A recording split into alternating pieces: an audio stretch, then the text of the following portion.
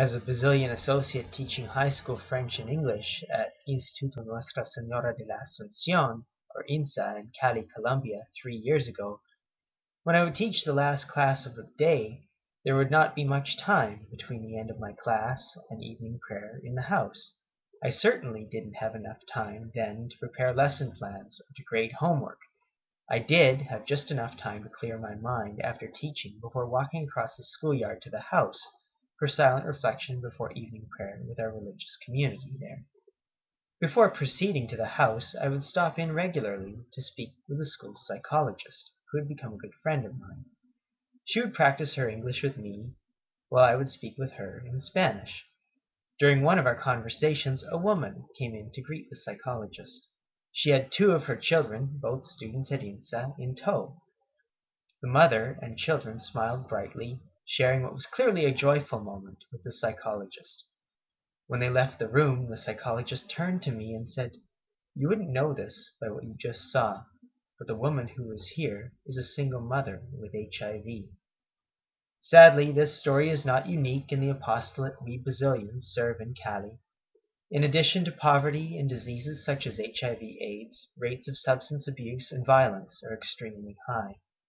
Women are frequently the single parents, the poorest of the poor, the abused, those who serve their communities most eagerly, and often serve us with the deepest reminders of the ills of society and of the socially ingrained sin of the world on one hand, and of profound joy and charity amid these ills and sin on the other. Of the four evangelists, Luke arguably pays most attention to the social position of women of his time. When the story I just recounted occurred, I was writing a reflection on the passage we hear in today's Gospel, the first 3 verses of chapter 8 of Luke. These verses break from the narrative before it of the sinful woman in the Pharisee's house, although significantly that story also centers upon a woman and Jesus, and the parable of the sower directly after it. Luke introduces characters as though he will continue a story about Jesus, the women, the 12, and the unnamed many others. However, at least in the case of the women, 2 of them, Mary Magdalene and Joanna, if this is even the same person as in Luke 8, are only named in one other place in the Gospel, at the empty tomb, along with Mary, mother of James, in its resurrection narrative.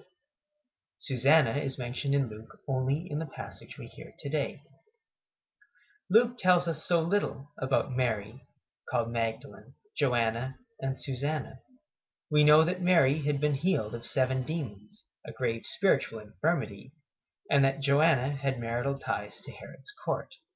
Yet there is so much in so little in this passage. Indeed, I am drawn to just 2 words. First, in English, Mary, Joanna, and Susanna, among many others, are said to have provided for Jesus and the 12 out of their resources. The Greek word in this sentence for provided is diakonoun, a conjugated form of the verb diakoneo. We derive the English word deacon from diakoneo. This is not to say that the women in today's gospel reading were engaging in institutionally ordained diaconal ministry. This meaning of deacon is anachronistic to the biblical context. However, these women were engaging in important service, or diakonia, another derivative of diakoneo, in the nascent church at a time when lively debate among Jewish and Judeo-Christian leaders was taking place about the role of women in public worship. Luke undoubtedly goes beyond what many of these leaders deemed comfortable in the place he accords to women. But he goes further yet in writing that the women provided for Jesus and the 12 out of their resources. The Greek word translated as resources is uparchonton. The English word here limits the range of meanings of a Greek word that has connotations of being, in addition to one's resources or goods.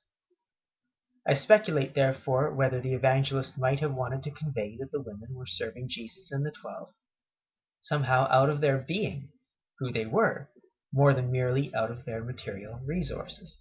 These little-known women and many others, then and now, in a special way the poor and the infirm, the single mother in Cali with HIV, for example, model for us the dedication of our whole being to the service of one another and of our Lord, who graciously gives to us his whole being in the Eucharist we celebrate.